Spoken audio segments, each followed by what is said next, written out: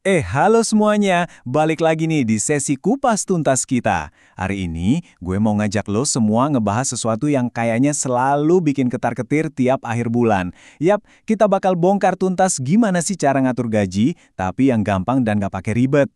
Kita jujur-jujuran aja deh sekarang. Siapa di sini yang tiap tanggal gajian tuh rasanya seneng banget, berasa jadi sultan sehari, tapi baru juga masuk minggu kedua, saldo M-Banking udah ngasih sinyal darurat.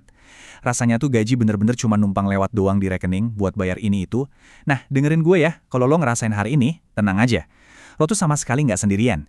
Jutaan anak muda di luar sana juga ngerasain fase kebingungan yang persis sama. Kadang emang kerasa kayak kita lagi main game survival, tapi yang bikin gamenya lupa ngasih buku panduannya kan? Oke, mari kita bedah masalahnya. Sering banget kan kita buka sosmed atau baca-baca artikel soal kebebasan finansial yang kiblatnya tuh dari luar negeri. Nah, tips-tips mereka ini emang kedengeran keren banget. Tapi pas coba kita aplikasiin ke hidup kita, kok rasanya kayak maksain pakai sepatu yang kekecilannya? Nggak pas gitu. Ini karena ada realita budaya dan sistem yang jauh beda, yang bikin saran guru-guru finansial bule itu kadang mentah dan nggak mempan buat kita di sini. Coba deh perhatiin perbandingannya di sini biar lebih kebayang. Di satu sisi, banyak banget buku luar negeri yang teriak-teriak bilang, lo harus langsung investasi besar-besaran dari gaji pertama lo. Tapi, di sisi lain, realitanya di Indonesia tuh beda banget, bos. Di sini, biaya kesehatan, biaya pendidikan, belum lagi kalau lo harus ngebantu orang tua atau keluarga, itu sering banget harus ditanggung murni dari kantong lo sendiri. Kalau kita asal menjiplak daya luar tanpa ngeliat realita lokal kita, wah, di usia 30-an nanti kita malah bisa menggap-menggap kehabisan nafas gara-gara salah strategi. Terus solusinya gimana dong? Nah, karena kita udah paham realita di lapangannya kayak apa, kita butuh sebuah strategi ampuh yang anti ribet. Tenang, gue nggak bakal nyuruh lo bikin tabel Excel rumit dengan puluhan kategori yang baru ngelihatnya aja udah bikin malas. Kita bakal pakai satu rumus yang udah teruji. Tapi ingat, gue mau lo ngelihat ini bukan sebagai aturan kaku yang nyiksa ya.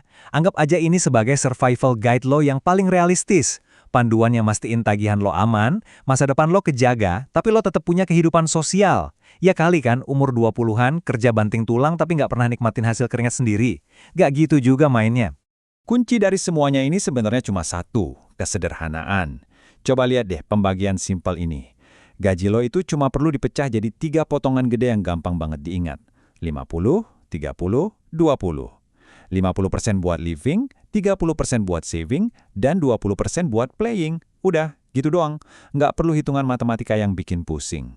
Pembagian ini tuh bakal jadi semacam benteng pertahanan, biar lo nggak tanpa sadar ngambil jatah nabung demi nongkrong yang nggak direncanain. Biar makin asyik, mari kita bedah satu-satu posnya pakai bahasa tongkrongan kita ya. Pertama, 50% untuk living. Ini murni uang buat lo bertahan hidup. Biaya rutin yang emang nggak bisa lo hindari. Buat bayar kosan, ongkos KRL atau bensin, kuota, listrik, sama makan sehari-hari. Ini mutlak buat survival. Kedua, 30% untuk saving. Nah, ini wajib banget hukumnya. Tapi balik lagi ke realita kita tadi. Sebelum lo pusing mikirin mau investasi di saham apa atau kripto mana, isi dulu dana darurat lo dan pastiin lo punya asuransi kesehatan yang aktif. Kayak BPJS minimal. Ini jaring pengaman lo kalau ada apa-apa. Dan yang ketiga, ini pasti pos favorit kita semua. 20% untuk playing. Jangan pernah skip yang satu ini. Ini tuh uang jajan biar lo tetap waras. Buat beli kopi susu, langganan Netflix, atau modal nongkrong bareng teman di akhir pekan. Lo butuh pos ini biar hidup lo seimbang dan gak berujung stres atau burnout. Sekarang, pasti ada yang mikir gini. Gila aja, 30% buat saving tuh berat banget kalau gaji gue cuma ngepasi UMR. Dengerin gue baik-baik, khusus buat lo yang sekarang masih di usia 20-an, mari kita ubah mindsetnya pelan-pelan. Fokus utama lo di fase ini tuh bukan buat langsung jadi kaya raya. Makanya, kalau lo perhatiin, kata investasi langsung gue coret, dan kita ganti jadi bangun habit. Di usia lo sekarang, nabung sedikit secara nominal itu wajar banget, serius. Yang jauh lebih penting itu ngebangun kebiasaan disiplinnya. Karena kebiasaan disiplin ini yang bakal jadi pondasi emas lo.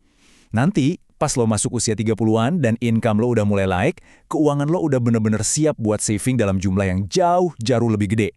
Tapi, nah ini ada tapinya. Ada satu syarat utama yang sifatnya mutlak, harga mati, dan nggak bisa ditawar-tawar kalau lo mau keuangan lo sehat. No pinjol dan no pay later. Titik. Dengar ya, jebakan utang konsumtif ini tuh ibarat bom waktu. Tadi kan gue bilang, lo dimaklumi kalau nominal nabungnya masih dikit, tapi lo nggak bakal dimaafin kalau lo sengaja nyari-nyari utang yang nggak penting. Jangan pernah nyabotase masa depan lo sendiri cuma demi nurutin gengsi beli barang yang sebenarnya lo belum mampu beli. Jauhi ini sama sekali bro, beneran deh. Oke, kita udah ngomongin sistem bagi-bagi gaji, kita udah bahas pentingnya ngebangun habit dan pantangan terbesar yang harus lo jauhi. Sekarang, gue mau ajak lo deep talk dan merenung sebentar. Kita tuh sering banget ya kan, terjebak mikirin gimana caranya biar gaji cepet naik, atau sibuk nyari kerja sampingan sana-sini biar cuan makin kencang. Itu nggak salah sama sekali, malah bagus banget. Tapi, ada satu kebenaran fundamental tentang kekayaan yang sering banget dilewatin banyak orang, sampai akhirnya mereka jatuh terpelanting. Kita harus banget ngevaluasi ulang tujuan jangka panjang kita sama yang namanya uang. Coba deh lo baca dan bener-bener resapi kutipan ini. Cari uang banyak sama bisa mengelola uang banyak itu dua hal yang berbeda. Ini dalam banget sih maknanya. Gini logikanya. Kalau dari gaji lo yang sekarang aja, lo masih kebingungan ngaturnya, kebiasaan lo masih berantakan, dan uang lo selalu habis nggak bersisa, percaya deh sama gue, punya gaji 10 kali lipat pun nggak bakal nyelesain masalah lo. Gaya hidup lo cuma bakal ikut-ikutan naik buat ngabisin uang itu. Jadi mending lo kuasai dulu cara mengelolanya dari sekarang, saat nominalnya mungkin belum seberapa. Jadikan diri lo tuan atas uang lo sendiri, salah satunya lewat sistem 50-30-20 tadi. Jadi sebagai penutup sesi kupas tuntas kita kali ini, gue mau ngasih lo PR kecil. Coba evaluasi pengeluaran lo sebulan terakhir. Jujur aja sama diri sendiri. Dari gaji lo yang sekarang nih, paling banyak bocornya atau larinya ke pos yang mana? Apakah beneran murni buat living yang esensial? Udah aman masuk ke saving? Atau jangan-jangan pos playing lo yang kebablasan sampai akhirnya uang lo ke laut gitu aja? Yuk tulis curhatan atau pengalaman lo di kolom komentar. Ingat ya, nyari uang itu susah, jadi pastiin lo yang pegang kendali penuh atas uang lo sendiri. Sampai ketemu di pembahasan berikutnya.